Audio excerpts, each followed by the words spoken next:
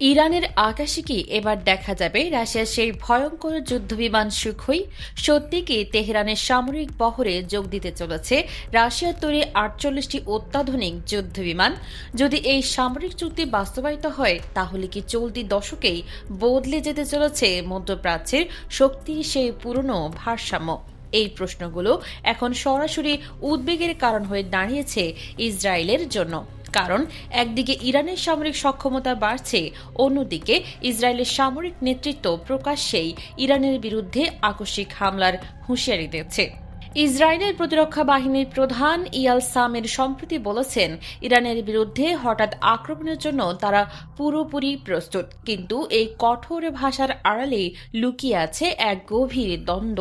প্রকাশ্যে কঠোর হলেও ইরানের সামরিক শক্তি নিয়ে ভেতরে ভেতরে বেশ চিন্তিত ইসরায়েলের প্রধানমন্ত্রী বেনিয়ামিন নেতানিয়াহু। এই উদ্বেগের অন্যতম কারণ হল ইরান ও রাশিয়ার সম্ভাব্য সেই সামরিক চুক্তি। পশ্চিমা সংবাদ মাধ্যমের তথ্য অনুযায়ী ইরান প্রায় ৬ বিলিয়ন ইউরোর একটি চুক্তিতে রাশিয়ার কাছ থেকে সুখোই Su-35 মডেলের ৪৮টি যুদ্ধবিমান কিনতে যাচ্ছে। এই যুদ্ধবিমানগুলোকে বলা হয় 4++ প্রজন্মের ফাইটার জেট, যা কার্যত পঞ্চম প্রজন্মের যুদ্ধবিমানের কাছাকাছি সক্ষমতা রাখে। এ খবর প্রথম সামনে আনে যুক্তরাজ্য ভিত্তিক সংবাদ মাধ্যম ইরান ইন্টারন্যাশনাল। তাদের প্রতিবেদনে দাবি করা হয়, রাশিয়ার রাষ্ট্রায়ত্ত প্রতিরক্ষা সংস্থা রোস্টেকের সহযোগী প্রতিষ্ঠান KRET এর একটি ফাঁস হওয়া নথি থেকে এই তথ্য পাওয়া গেছে। ওই নথি অনুযায়ী ২০২৪ থেকে ২০২৬ সালের মধ্যে রাশিয়া ইরানকে এই যুদ্ধবিমানগুলোর জন্য প্রয়োজনীয় প্রযুক্তি ও প্রশিক্ষণ দেবে। সম্পূর্ণ যুদ্ধবিমানগুলো ইরান হাতে পেতে পারে ২০২৬ থেকে ২০২৮ সালের মধ্যে।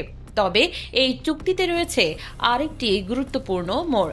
প্রতিবেদন অনুযায়ী রাশিয়া চাইলে যুদ্ধবিমানগুলো সরাসরি ইরানে তৈরি করতেও পারে, অর্থাৎ ইরানের নিজস্ব এভিয়েশন ইন্ডাস্ট্রিজ অর্গানাইজেশনের অধীনে রুশ কারিগরি টিম পাঠিয়ে ইরানের মাটিতে সুখোই যুদ্ধবিমান তৈরি করা হতে পারে। যদি সত্যি এমনটা হয়, তাহলে এটি কেবল যুদ্ধবিমান কেনা নয়, ইরান পাবে প্রযুক্তিগত স্বনির্ভরতা, যা দীর্ঘমেয়াদে ইরানের সামরিক শক্তিকে কয়েক ধাপ এগিয়ে দেবে, মধ্যপ্রাচ্যের শক্তির সমীকরণকে পাল্টে দেবে। এদিকে ইরানের এক আইন প্রণেতা সম্প্রতি জানিয়েছেন, রাশিয়ার তৈরি MiG-29 সিরিজের কয়েকটি যুদ্ধবিমান ইতোমধ্যেই ইরানের সামরিক বহরে যোগ দিয়েছে এবং সুখোই যুদ্ধবিমানগুলো ধাপে ধাপে যুক্ত হবে। এই সুখোই Su-35 কেন এত ভয়ের কারণ? এই যুদ্ধবিমানে রয়েছে অত্যাধুনিক রাডার, দীর্ঘ পাল্লার এয়ার টু এয়ার মিসাইল বহনের ক্ষমতা, সুপার ম্যানুভারেবিলিটি এবং উন্নত ইলেকট্রনিক ওয়ারফেয়ার সিস্টেম। সহজ ভাষায় বললে, এটি ইরানের আকাশ প্রতিরক্ষা এবং আক্রমণ দুটোই একসাথে অবিশ্বাস্যভাবে শক্তিশালী করে তুলবে। এ কারণেই পশ্চিমা বিশ্ব এবং বিশেষ করে ইসরায়েল এতটা চিন্তিত। এই উদ্বেগের প্রতিফলন দেখা যায় ইসরায়েলের সাম্প্রতিক বক্তব্যে। ১৯ জানুয়ারি ইসরায়েলের পার্লামেন্টে দাঁড়িয়ে নেতানিয়াহু বলেন, ইরান যদি আক্রমণ করে তাহলে এমন জবাব দেওয়া হবে যা কল্পনার বাইরে। যুদ্ধ শুরু হলে ইরান আর আগের অবস্থায় ফিরতে পারবে না। অন্যদিকে IDF প্রধান ইয়াল জামিরও স্পষ্ট করে বলেন, ইসরায়েল এখন আক্রমণাত্মক সক্ষমতা অর্জন করেছে এবং আকস্মিক যুদ্ধের জন্য প্রস্তুতি নিচ্ছে। সব মিলিয়ে বলা যায়, ইরান ও রাশিয়ার সামরিক চুক্তি বাস্তবায়িত হলে মধ্যপ্রাচ্যের শক্তির সমীকরণ বড়ভাবে বদলে যাবে।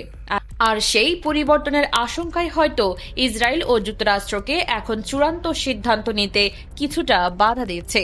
যুদ্ধ এখনও শুরু হয়নি, কিন্তু প্রস্তুতি সব পক্ষই নিয়ে ফেলেছে।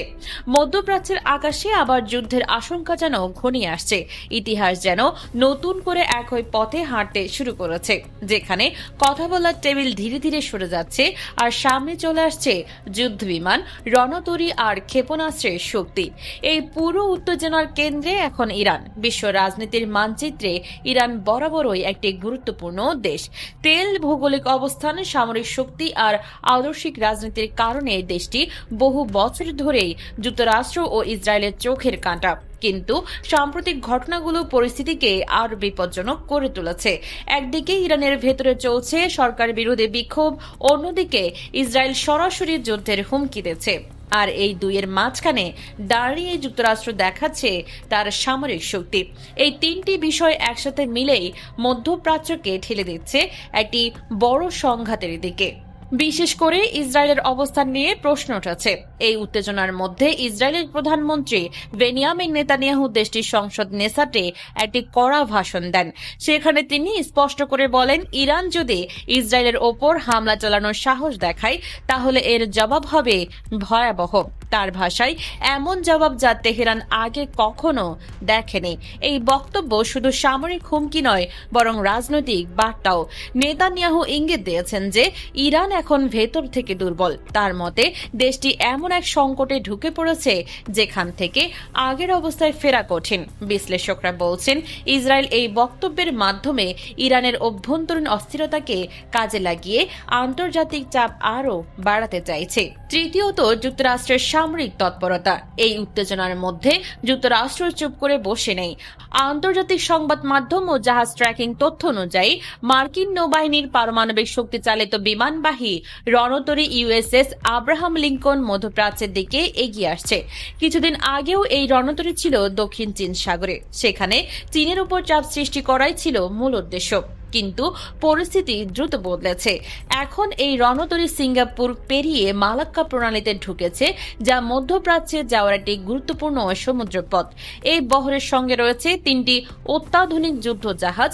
মার্কিন কর্মকর্তারা বলছেন, খুব শীঘ্রই এই বহর এমন জায়গায় পৌঁছাবে যেখান থেকে সরাসরি মধ্যপ্রাচ্যে বিমান হামলা চালানো সম্ভব।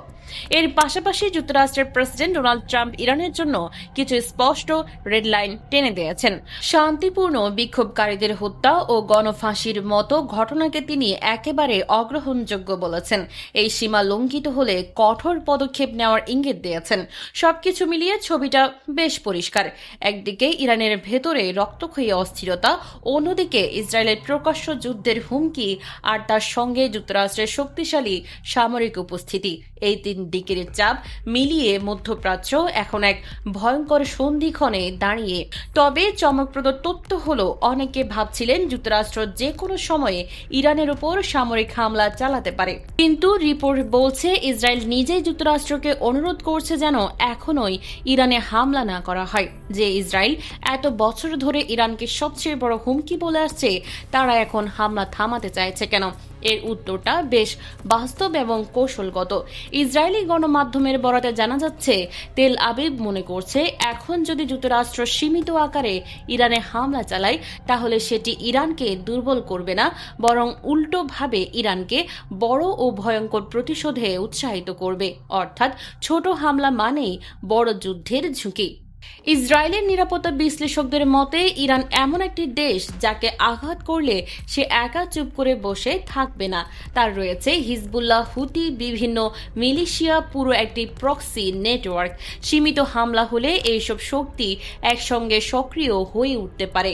আর এখানেই ইসরায়েলের বড় ভয়, কারণ 2020 সালের জুনে ইরান ও ইসরায়েলের মধ্যে যে 12 দিনের যুদ্ধ হয়েছিল, সেখানে ইসরায়েল তার ক্ষেপণাস্ত্র প্রতিরক্ষা ব্যবস্থা ব্যাপকভাবে ব্যবহার করেছে। এখন তাদের অনেক ইন্টারসেপ্টর শেষের পথে। সহজ ভাষায় বললে, ইসরায়েলের আকাশ প্রতিরক্ষা ব্যবস্থা এই মুহূর্তে অতিরিক্ত চাপে রয়েছে। এ কারণে ইসরায়েল মনে করছে যদি ইরান বড় পাল্টা হামলা চালায় তাহলে তারা পুরোপুরি প্রস্তুত নয়। শুধু ইসরায়েল নয়, যুক্তরাষ্ট্রের আরব মিত্র দেশগুলো একই অনুরোধ করেছে।